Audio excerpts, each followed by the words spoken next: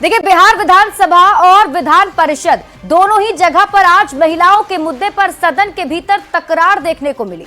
विधानसभा में से नीतीश कुमार विपक्ष के हंगामे पर भड़क गए तो विधान परिषद में भी उनके तेवर काफी गर्म दिखे। आप ये रिपोर्ट देखिए, फिर खबर तो समझिए।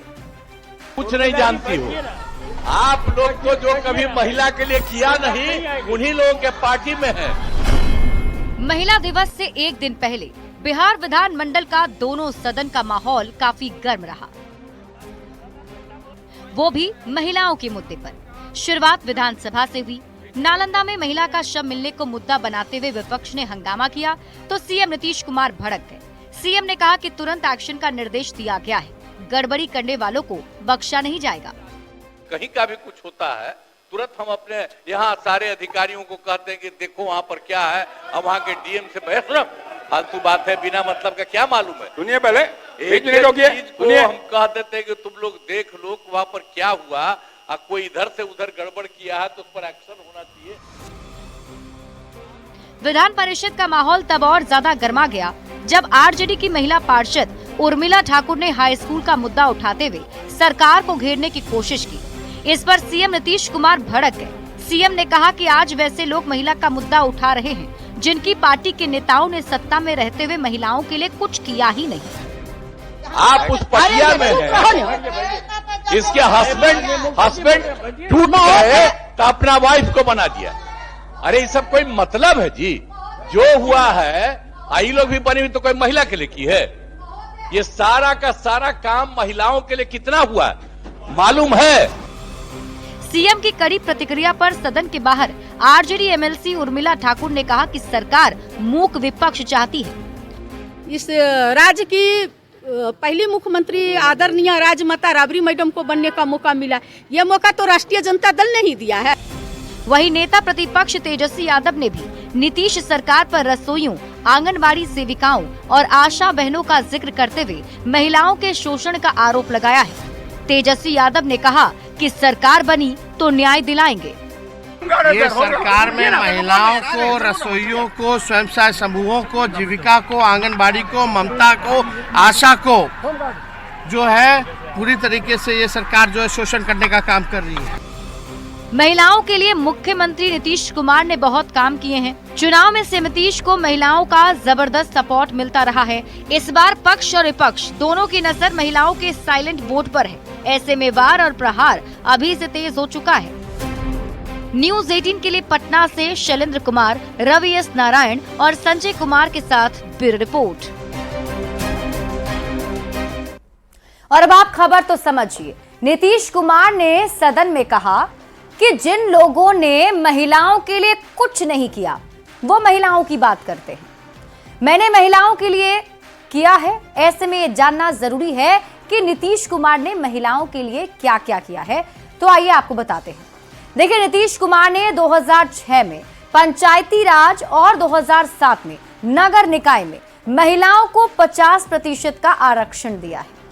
बिहार की सरकारी नौकरी में भी महिलाओं को 35% का आरक्षण दिया गया है। 2013 में पुलिस बहाली में 35% का आरक्षण सरकार की तरफ से महिलाओं को दिया गया। इसका नतीजा ये हुआ कि जहां 1 जनवरी 2005 को बिहार पुलिस में महज 893 महिला पुलिसकर्मी थी, वो 35% आरक्षण मिलने के बाद बिहार पुलिस में बढ़कर 29% हो गई है। देश में किसी भी राज्य की तुलना में बिहार में सबसे ज्यादा प्रतिशत महिलाओं की देखने को मिलती है। इसके अलावा नीतीश कुमार ने जीविका दीदी के जरिए महिलाओं को आजीविका देने की कोशिश की है। साथ ही साथ नीतीश सरकार ने लड़कियों को पढ़ाई के लिए भी खूब प्रोत्साहित किया और इसके लिए उन्होंने साइकिल योजना, पोशाक योजना और स्नातक की पढ़ाई के लिए 50,000 की मदद भी की जा रही है। यही नहीं, शराबबंदी, दहेज के खिलाफ कानून और बाल विवाह के खिलाफ कानून को भी नीतीश कुमार ने सशक्त किया है। शराबबंदी तो नीतीश कुमार ने महिलाओं के कहने पर ही लागू की है। ये बार बार वो मंच से इसका जिक्र भी करते रहे हैं। देखिए, बिहार में महिलाओं पर इतनी राजनीति क्यों होती है, अब इसको समझना जरूरी है। इस बार विधानसभा चुनाव से पहले इतना फोकस महिलाओं पर क्यों है, इसे आप समझिए। दरअसल बिहार में कुल वोटर की जो संख्या है वो 7.64 करोड़ है, जिसमें से 4 करोड़ पुरुष वोटर हैं, जबकि 3.6 करोड़ महिला मतदाता है। ये महिला वोटर सरकार बनाने और बिगाड़ने की ताकत रखती हैं और ये माना जाता है कि महिला वोट की बदौलत 2020 में एनडीए की सरकार में वापसी हुई थी। अब आप जरा वोटिंग पैटर्न से महिलाओं को केंद्र में रखकर की जा रही राजनीति को समझिए। देखिए 2020 में पुरुषों ने 54.6% वोटिंग की थी और महिलाओं ने 59.7% वोटिंग कर दी। 2015 के विधानसभा चुनाव में 51.1% पुरुषों ने वोटिंग की और महिलाओं की संख्या तब भी ज्यादा थी, 60.4%। वहीं 2010 में पुरुषों ने 53% जो है वोट दिया है, तो महिलाओं ने 54.5% वोट किया। इन तीनों ही चुनाव में जिधर नीतीश रहे उस गठबंधन को इस वोटिंग का फायदा मिल गया। अब आप समझिए कि बिहार में महिलाओं पर इतनी राजनीति की बात आखिर क्यों हो रही है। तो 2025 के चुनाव में दोनों ही गठबंधन का जो फोकस है वो महिलाओं पर है। तेजस्वी यादव माई बहन योजना ला रहे हैं, नीतीश सरकार ने बजट में महिलाओं के लिए खजाना खोल दिया है। नजर नीतीश के साइलेंट वोट पर है, महिलाओं का समर्थन बरकरार रखने की कोशिश जारी है और यही वजह है कि महिलाएं बिहार में राजनीति के केंद्र में हैं और उन्हीं के इर्द गिर्द ये जो पॉलिसीज हैं, जो बातें कही जा रही हैं, उसे बनाने का दावा किया जा रहा है। बढ़ते आगे और बात अगली खबर की। अंतर्राष्ट्रीय महिला दिवस के मौके पर प्रधानमंत्री नरेंद्र मोदी नवसारी जाएंगे, जहां वो वांसी बोरसी में आयोजित लखपति दीदी कार्यक्रम में शामिल होंगे। ये कार्यक्रम पुलिसिंग के क्षेत्र में मील का पत्थर साबित होगा, क्योंकि कानून व्यवस्था के साथ साथ कार्यक्रम की व्यवस्था भी महिला पुलिस अधिकारी और कर्मचारी ही संभालेंगे। ये रिपोर्ट देखिए, फिर खबर तो समझिए। मौका महिला दिवस पर होने वाले कार्यक्रम का है, तो कानून व्यवस्था के साथ साथ कार्यक्रम की व्यवस्था भी महिला पुलिस अधिकारियों और कर्मचारियों के ही जिम्मे होगी। अंतर्राष्ट्रीय महिला दिवस के मौके पर प्रधानमंत्री नरेंद्र मोदी गुजरात के नवसारी जाएंगे, जहां वो वांसी बोरसी में आयोजित लखपति दीदी कार्यक्रम में शामिल होंगे।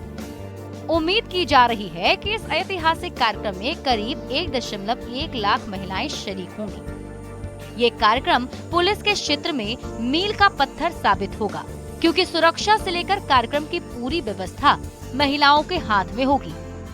इस कार्यक्रम में कुल 2165 महिला constable. Historically, in many ways, lakhs of women are taking part in this event, as well as the program will be managed by women officers and women police staff. 187 महिला इंस्पेक्टर, 61 महिला सब इंस्पेक्टर, 19 महिला DSP, 5 महिला DSP, 1 महिला IGP और 1 महिला ADGP तैनात रहेंगी। अब इससे बड़ी बात किसी राज्य और देश के लिए क्या होगी, जब महिला दिवस पर पूरे कार्यक्रम का जिम्मा बखूबी महिलाएं संभाल रही हों। Bureau report, news 18। और अब आप खबर तो समझिए। देखिए, कल अंतर्राष्ट्रीय महिला दिवस है और अंतर्राष्ट्रीय महिला दिवस पर नवसारी जाने वाले हैं प्रधानमंत्री नरेंद्र मोदी। गुजरात के नवसारी में लखपति दीदी कार्यक्रम है और लखपति दीदी कार्यक्रम में शामिल होने के लिए पीएम मोदी जाने वाले हैं।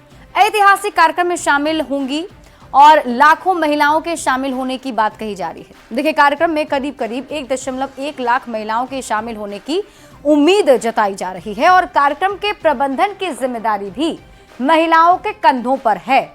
महिला पुलिस अधिकारी और कर्मचारी ही इस पूरे कार्यक्रम का कार्यभार संभालेंगी। महिला एडीजीपी संभालेंगी जिम्मेदारी, महिला एडीजी, महिला आईजी और 5 महिला डीएसपी खुद मौजूद रहेंगी। महिला अफसरों पर कार्यक्रम की जिम्मेदारी दी गई है, तो ऐसे में ये बड़ा मौका और बड़ा दिन जरूर होगा, जहां कार्यक्रम महिलाओं के लिए और महिलाओं के अंडर ही सारी सुरक्षा रहने वाली है। बढ़ते हैं आगे और बात अगली खबर की। बिहार में इन दिनों सनातन के प्रचारकों का जमावड़ा है।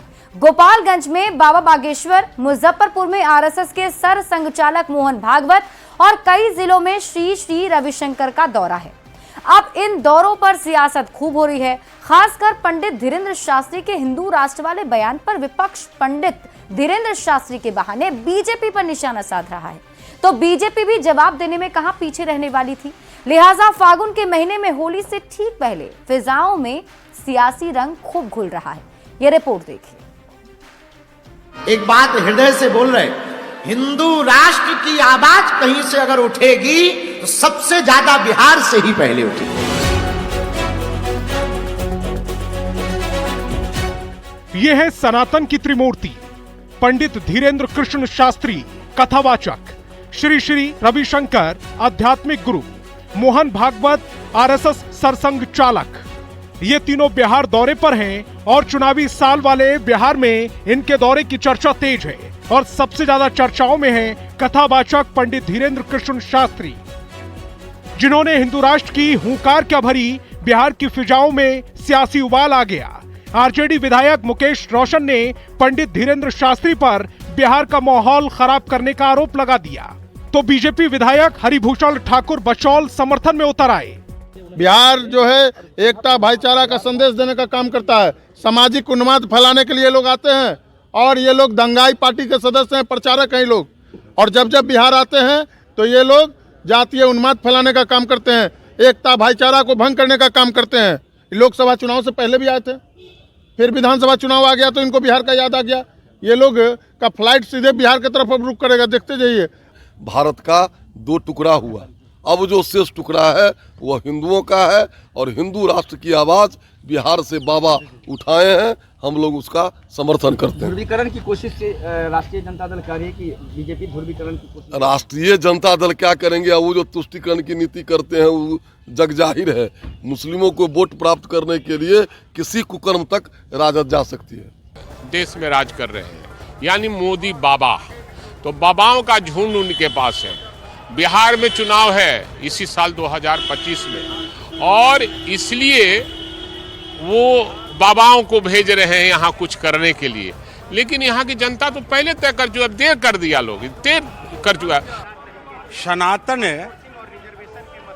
धर्म नहीं है, सनातन पर ही सृष्टि आधारित है और उसी सनातन के अंतर्गत ये जीव जंतु प्राकृति जो भी देख रहे हैं, समुद्र नदी, ये सब उसी के तहत आता है। विवाद यही शांत नहीं हुआ। इस रण में मंत्री अशोक चौधरी और बीजेपी सांसद मनोज तिवारी भी कूद पड़े। आरजेडी के लोग बाबा बागेश्वर को जेल भेजने की बात कर रहे हैं। तो ऐसा है कि आरजेडी के लोगों का तो यही न है भाई, कुछ मतलब नहीं। बागेश्वर जी अपनी बात को कह रहे हैं कि भाई हिंदू राष्ट्र होना चाहिए, वो अपनी बात कह रहे हैं। बहुत से मुसलमानों का भी आप सुनिएगा तो ऐसा जिहादी बात करते हैं, तो फंडामेंटलिस्ट तो हिंदू में भी हैं और मुसलमानों में भी है, तो उस पर कितना बहस करिए। सनातन का प्रचार कभी भी भाजपा का प्रचार जो समझता है, अब उसके विवेक बुद्धि को हम क्या कह सकते हैं। ये बिहार के लिए चुनावी साल है और फागुन के महीने में सियासी रंग अपने शबाब पर है। पंडित धीरेन्द्र शास्त्री का बयान तो सिर्फ बहाना है, मकसद सियासी रोटियां सेकना है। Bureau report, news 18।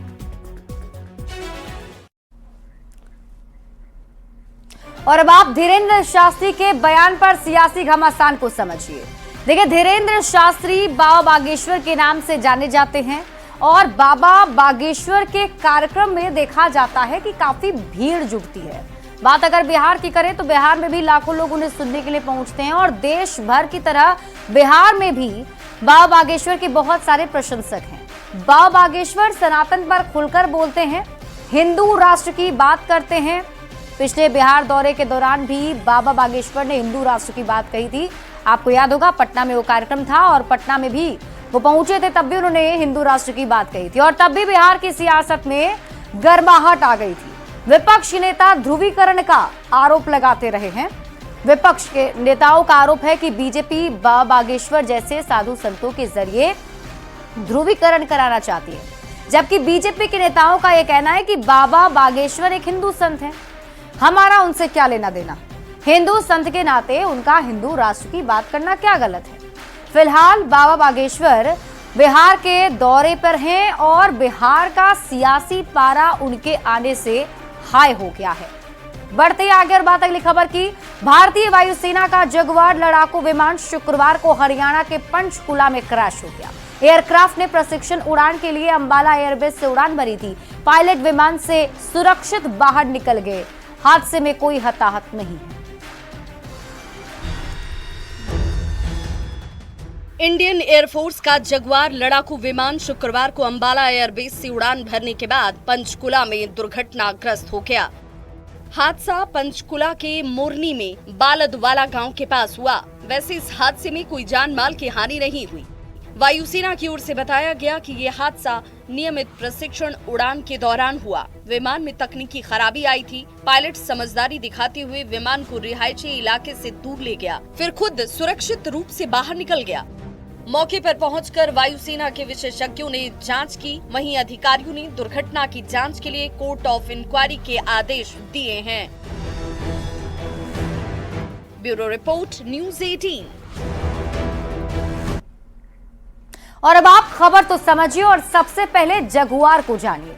देखिए, ये हल्का लड़ाकू विमान होता है और ज्यादातर स्वदेशी फाइटर ये जेट है जिसमें कि 2 इंजन लगे होते हैं। तो जगुआर के बारे में कहा जाता है हल्का लड़ाकू विमान है और स्वदेशी फाइटर जेट है जिसमें 2 इंजन लगे हुए हैं। और इसकी गति की अगर बात कर लें तो 800 किलोमीटर रेंज है और गति करीब 1.5 मैक की होती है।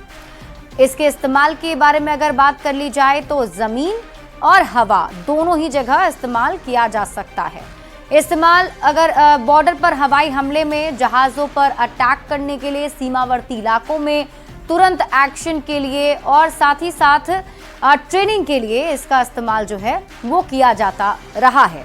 भारी बम और मिसाइल ले जा सकता है जगुआर।